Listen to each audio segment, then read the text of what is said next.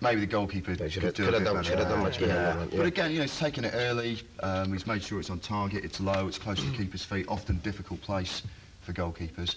But it's a good move. And you know, again, Essien driving at the back four, pulling players out of position. Goalkeeper will be disappointed seeing that again. But they fully deserved it, Ghana. You know, they've had all the ball in dangerous areas. Essien had a lot to offer as well going forward, where obviously because he had Anthony Annan behind him just covering up, giving Essien that freedom to go forward. For all that is said, that with all the pressure and everything, look at Emmanuel Junior Agogo. He's got strength. Oh, he's a big lad. You know, they should have gone in. It's a bit unlucky. It's a bit unlucky there. You know? I think he really went for goal there. You think shooting there? Yeah, well, I think a lot of English fans who may not seen that much of him at Forest this season will be impressed with what they've seen. I think he's come out of this tournament. He's always played very well for Ghana. I mean, I know it's in the lower division. You know, oh, that's close. He knows how to drive that. I remember that goal against Arsenal. Yeah. Oh, what a strike that was. You don't have to mention that, do you?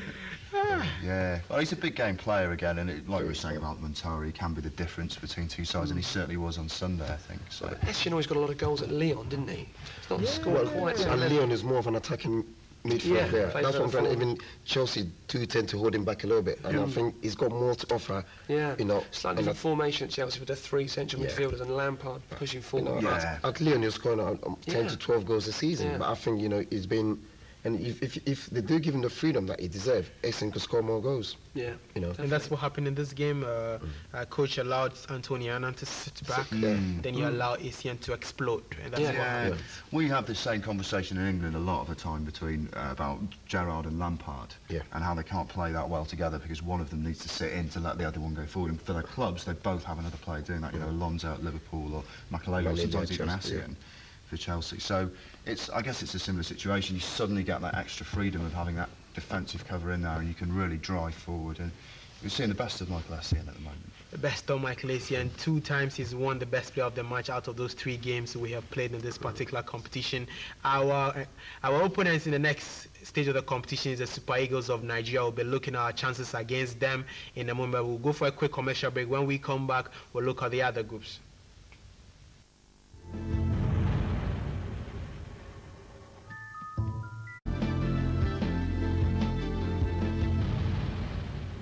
Back here on Soccer Night throughout the tournament. It's a 2-hour drive. Normally we come to you from 11 o'clock till 1 o'clock, but today because the teams are the tournament is on a break for some time.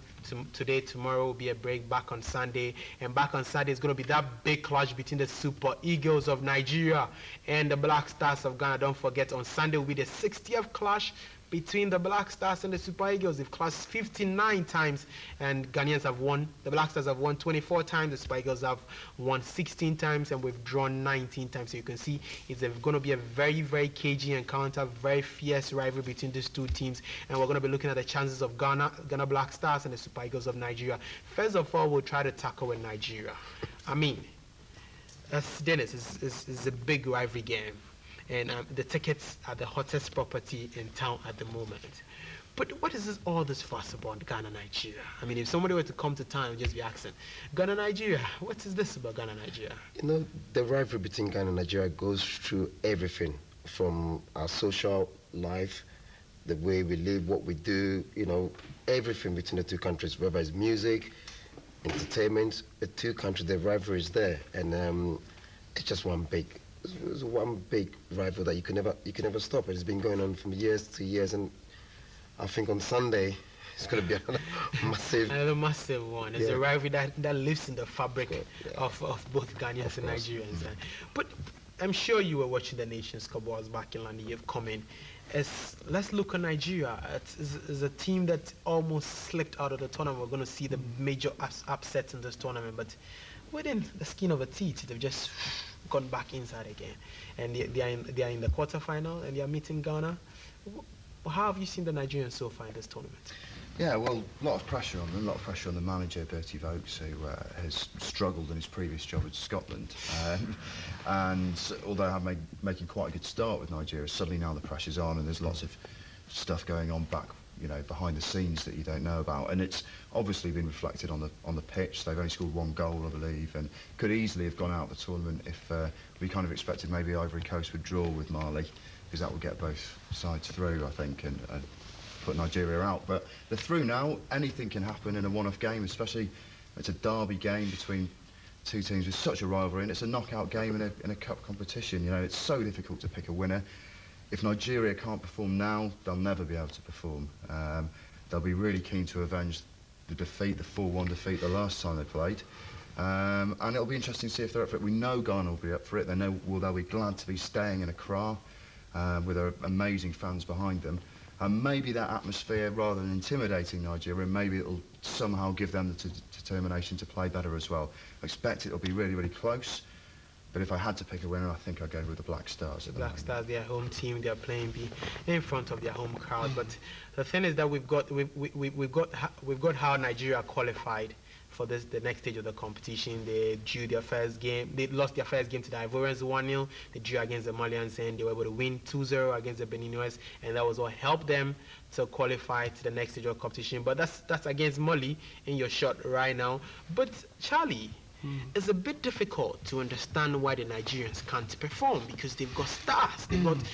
They've got stars that should be able to deliver on this big stage. Definitely. I mean, we watch a lot of Nigerians in the Premiership these days. Yakuba Igbeni, Obafemi Martins. Yeah, I mean, two fantastic strikers. Yeah.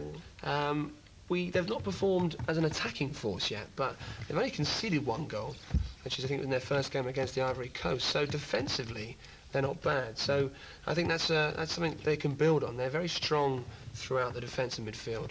So although they're not scoring a lot of goals, they've got potential. We know about Utaka from Portsmouth. I think Carlin might be injured now, but like say Yakubu. Oh, we've not seen them. Yeah, we've not seen them yet, but we know they can do it. So with a strong back four, a one-off game, a knockout game, maybe these are the sort of players who might make the difference.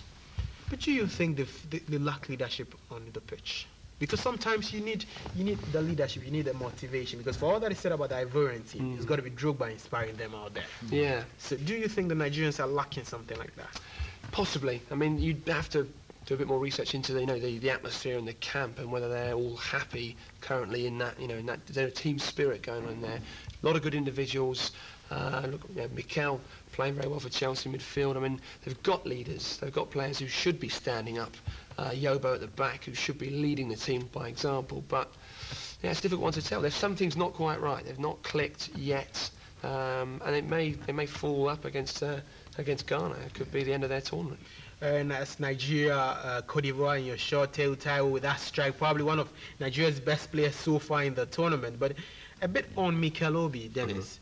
I keep on saying that I've observed this. I don't know whether is it because of the way he's been playing at Chelsea?